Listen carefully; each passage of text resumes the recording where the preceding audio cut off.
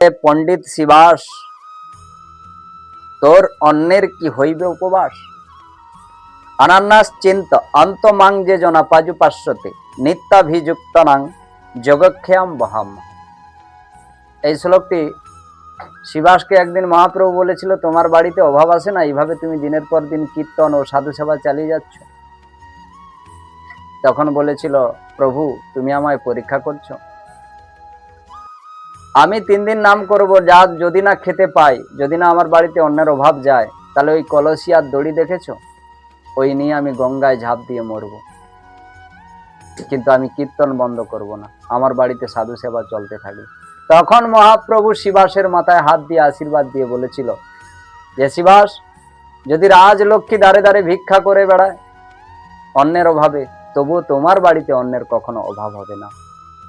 তাই সেইভাবে আমাদের গৃহস্থ ধর্ম, সাধু সেবা, বৈষ্ণব সেবা দিতে হয়, অন্যের সেবা দিতে হয়, তাতে আমাদের অন্ন বাড়বে, কমবে।